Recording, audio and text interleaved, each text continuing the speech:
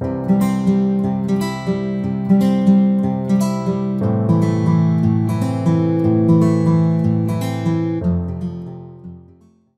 kochani, dzisiaj chcę Wam trochę opowiedzieć o takim nazewnictwie w kosmetologii, jeżeli chodzi o konkretne specjalizacje, ponieważ jest trochę większa świadomość, nie ukrywajmy, coraz więcej wiemy, coraz więcej się o tym mówi, ale wciąż jeszcze nie wszyscy do końca zdają sobie sprawę, że kosmetologia jest naprawdę ogromną, szeroką dziedziną i tutaj mamy bardzo wiele różnych zabiegów.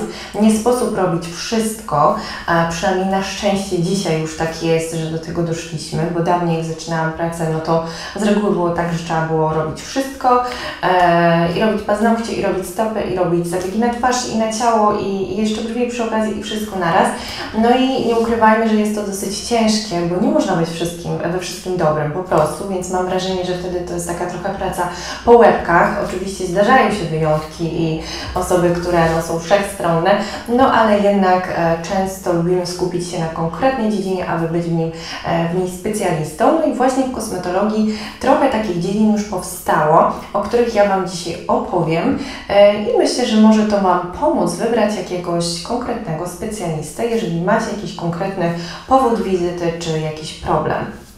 No więc zacznijmy sobie od najprostszej rzeczy. A co? Zaczniemy od początku, od takiego banału, a mianowicie czym różni się kosmetolog od kosmetyczki?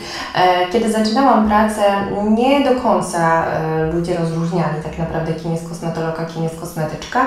Jak szli do salonu, to zawsze mówili, że to kosmetyczki. No nas na studiach oczywiście uczono tego, żeby właśnie tłumaczyć, czym się zajmujemy, czym to się różni i tak dalej, więc byłyśmy bardzo, tak pamiętam, na początku bojowo nastawione nawet do tego tematu, nawet w tym względzie, nie dlatego, żeby komuś coś tam umniejszać, tylko no po prostu chciałyśmy chciałyśmy po prostu pokazać, kim jesteśmy i chciałyśmy, żeby po prostu nasz zawód mówiono poprawnie. No i dzisiaj oczywiście już mam do tego luz tak naprawdę i poza tym też może wpływać na to ten fakt, że ludzie są coraz bardziej świadomi i już jednak wiele osób rozróżnia, kim jest kosmetolog, a kim jest kosmetyczka. Natomiast fakt jest też taki, że niestety pomimo już tylu lat, ile gdzieś tam minęło od moich studiów, dalej zawód kosmetologa nie jest uregulowany prawny, co oznacza, że nie do końca jest powiedziane, co my możemy, a czego nie możemy i trochę jest taki bałagan, szczerze mówiąc, w branży beauty. Ja może nie będę się rozwodzić na ten temat, bo to jest bardzo długi temat, ale generalnie jest wiele dziedzin, gdzie wszyscy mogą wszystko, a wtedy nie do końca dobrze się dzieje, jest mnóstwo konfliktów i nie do końca wiemy, gdzie jest też nasze miejsce. Dlatego też te uregulowania prawne byłyby potrzebne. Ja tak troszeczkę o tym wspominam w moim filmie o kosmetologii, gdzie opowiadam właśnie o moich studiach, jak one wyglądały. Natomiast wracając do tematu, właśnie nie ma tych uregulowań, nasz zawód nie jest uregulowany prawnie, a co oznacza, że właśnie z nazewnictwa i z tytułu jesteśmy kosmetologiem, ale rzeczywiście prawnie nie do końca możemy więcej niż na przykład kosmetyczka. Z założenia to miał być taki zawód, który jest właśnie pomiędzy lekarzem a kosmetyczką. My nie leczymy, nie jesteśmy lekarzem, więc to trzeba podkreślić od razu. Zdecydowanie nie podejmujemy, przynajmniej nie powinniśmy podejmować się bardzo inwazyjnych zabiegów. Natomiast możemy pracować przy lekarzu, takie było właśnie założenie i możemy robić nieco więcej różnych na przykład zabiegów aparaturowych niż kosmetyczka. Kosmetyczka z założenia była od takich bardziej podstawowych zabiegów, pielęgnacyjnych na przykład.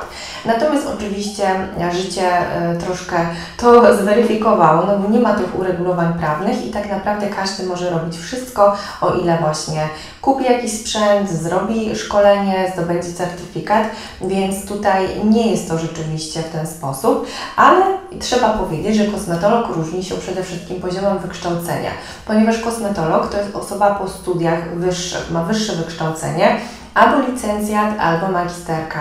Tutaj jest do wyboru, do koloru, ale ma wykształcenie wyższe. I można skończyć kosmetologię, tak jak ja kończyłam na Uniwersytecie Medycznym, gdzie jest naprawdę ogrom wiedzy medycznej. Oczywiście nie w tak dużym zakresie jak na kierunku lekarskim, ale naprawdę jest wiele przedmiotów, które no, medycznymi są, jak anatomia, jak biologia, biofizyka, jak chemia różnego rodzaju. I to jest naprawdę szeroki materiał, bardzo dużo wiedzy teoretycznej. Mamy mnóstwo zajęć w szpitalu z pacjentami, mnóstwo zajęć właśnie praktycznych tego typu, czy z lekarzami, którzy pracują aktywnie w danym szpitalu, więc naprawdę poziom wiedzy jest tutaj ogromny. Albo możemy skończyć kosmetologię na jakiejś prywatnej uczelni. Tam akurat nie wiem do końca, jak wygląda taki tryb studiów, no bo na takim nie byłam. Natomiast też ma się wtedy wykształcenie wyższe, więc ta wiedza jest no, na pewno większa. Ta zdobyta wiedza jest na pewno większa niż kosmetyczka, ponieważ kosmetyczka jest osobą, która skończyła technika usług kosmetycznych, czyli szkołę kosmetyczną i ona trwa, z tego co pamiętam, 2 lata. Natomiast kosmetologia, studia trwają 3 bądź 5 lat w zależności jaki poziom, czy licencjat, czy magister. Także taka jest różnica. Poziom wykształcenia, a więc też wiedza ogólna, ponieważ no, zdecydowanie mamy przedmiotów więcej, medycznych, bardziej rozszerzonych, a nie tylko takie podstawy.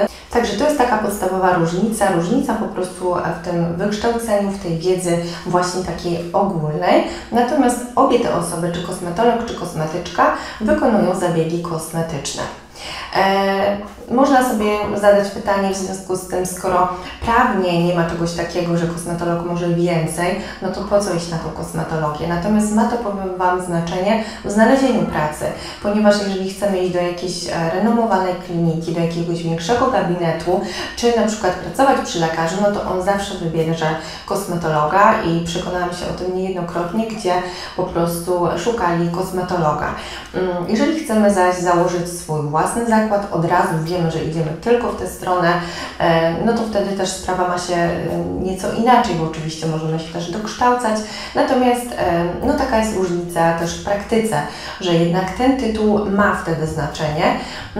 No i dodatkowo myślę też, że jak jest większa świadomość klientek i wiedzą, z czym to się je, no to też mają nieco większe zaufanie, jeżeli chodzi o te bardziej inwazyjne zabiegi właśnie do kosmetologa.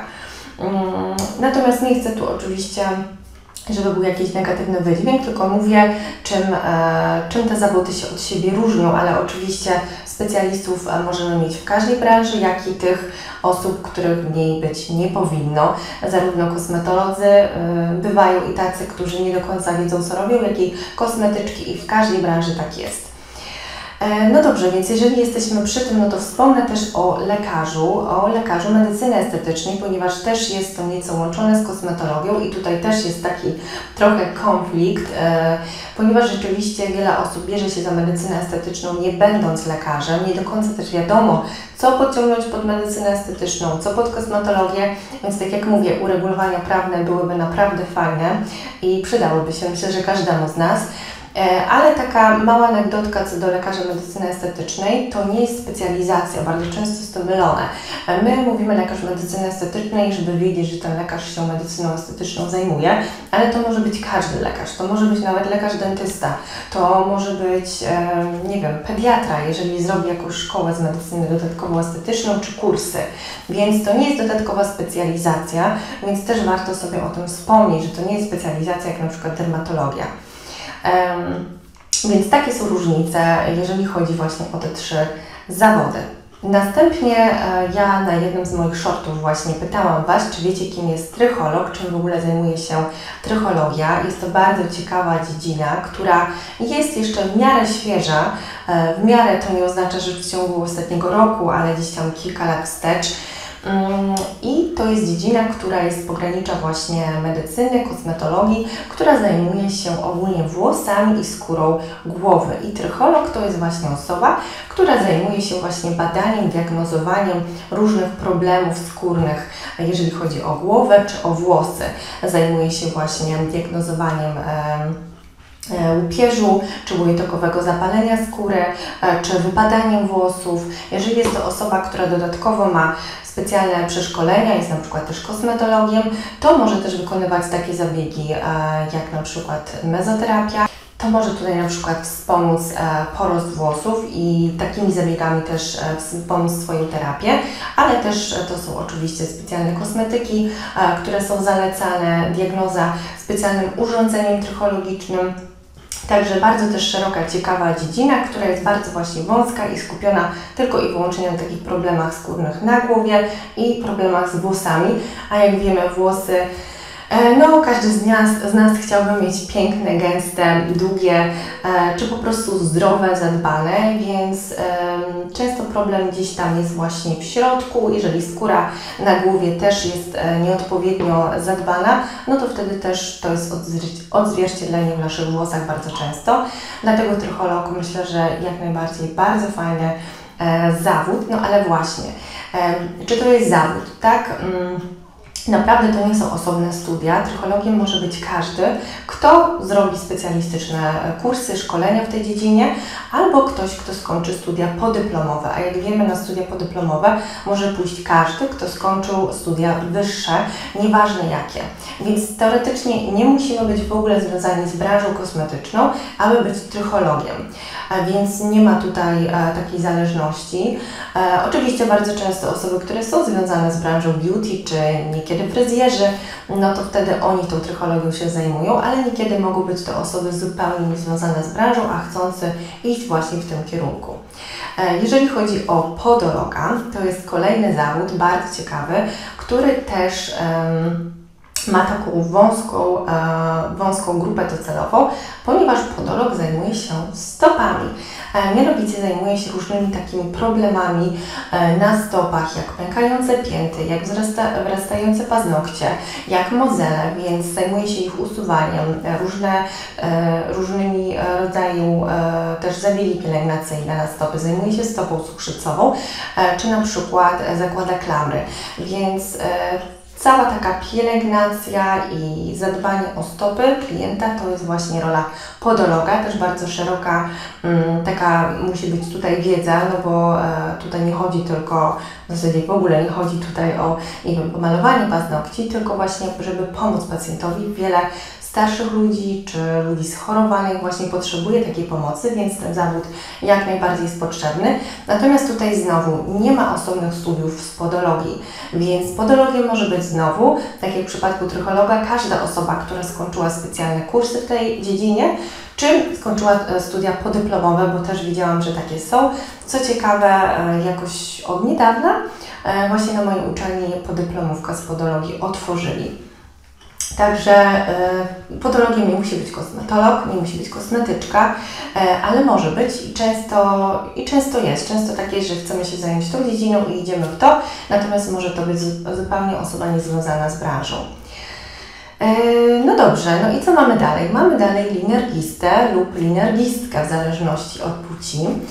I jest to osoba, która zajmuje się makijażem permanentnym brwi, oczu, czyli kreski, ust, ale także jakimiś takimi płytkimi tatuażami, mikropigmentacją, czy nawet w ostatnim czasie, no już w dłuższym czasie piegi. Również robi się makijaż permanentny piegów.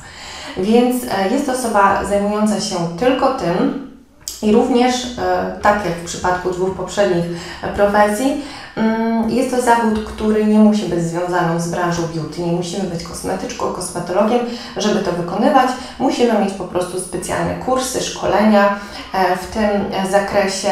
No i też widziałam, że była jakaś podyplomówka z tego, ale częściej jednak spotyka się, że są to osoby po kursach, szkoleniach. Więc no też taka osobna dziedzina zajmująca się konkretnie tym. Ja pamiętam, że na moich studiach mieliśmy chyba na 3. roku takie podstawy o mikropigmentacji, ale to były właśnie takie podstawy i ten, kto chciał bardziej dalej w to iść, no to właśnie trzeba było iść na jakieś dodatkowe szkolenia. Ja osobiście takie robiłam i też przez pewien czas zajmowałam się właśnie tylko makijażem permanentnym, bo też tym tematem właśnie się interesowałam. Także różne są drogi. Można rozwinąć się w kosmetologii ogólnie, można pójść w konkretną dziedzinę, a można również, nie będąc związanym z branżą, właśnie pójść w jakąś z tych konkretnych dziedzin. No i mamy też inne dziedziny, które być może już są dla Was bardziej znane, no bo mamy na przykład manikiurzystkę, czyli osobę, która zajmuje się pielęgnacją naszych dłoni, tak, pielęgnacją naszych paznokci, stylizacją paznokci. Dodatkowo mamy też stylistki brwi, stylistki rzęs, zajmujące się przedłużaniem rzęs, czy zajmujące się tylko stylizacją brwi, jakąś henną, laminacją itd. Także tych odłamów, że tak powiem, w kosmetologii troszeczkę jest. Nie musimy zajmować się wszystkim. No kiedyś, tak jak mówię, tak było, że rzeczywiście często pracodawcy oczekiwali, żeby robić wszystko. Dzisiaj już widzę, że na szczęście ten trend się co nieco zmienia. Albo możemy po prostu też po czasie zadecydować, w czym najbardziej się czujemy.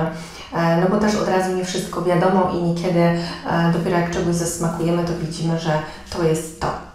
Na koniec powiem Wam tylko tyle, żebyście zwracali zawsze uwagę, do kogo idziecie na zabiegi, bo naprawdę przez to, że ta branża jest bardzo długa i szeroka i naprawdę mnóstwo osób się tutaj przewija, no to warto wiedzieć, do kogo idziecie, więc nie ma nic z tym złego, żebyście pytali o certyfikaty, o wykształcenie, o doświadczenie, więc jak najbardziej powinniście być tutaj poinformowani, zwłaszcza jeżeli wybieracie się na jakiś taki zabieg inwazyjny, czy zabieg jakiś półtrwały, no to warto wiedzieć po prostu do kogo. No bo jak widzicie, tych osób w branży może być mnóstwo różnych i warto wiedzieć po prostu, na czym stoicie. W końcu wydajecie swoje pieniądze i to chodzi o Wasz wygląd, ale też i o Wasze zdrowie, więc jak najbardziej warto takie rzeczy wiedzieć. Także co, na ten moment będziemy kończyć. Mam nadzieję, że troszkę Wam pomogłam, że będziecie wiedzieli, jak świadomie wybrać własnego specjalistę, no i że będziecie już wiedzieli, jak rozróżnić poszczególne dziedziny w kosmetologii. Także zapraszam Was do moich poprzednich filmów, zapraszam do kolejnych filmów. Zasubskrybujcie kanał, jeżeli Wam się podoba taka tematyka, dawajcie łapki w górę, no i zapraszam do komentowania aktywnego. Dajcie znać, jakie tematy chcielibyście jeszcze tutaj poruszyć, o czym chcielibyście, żebym Wam opowiedziała, jeżeli chodzi o taką naszą holistyczną, świadomą pielęgnację. Także trzymajcie się, buziaki, do zobaczenia.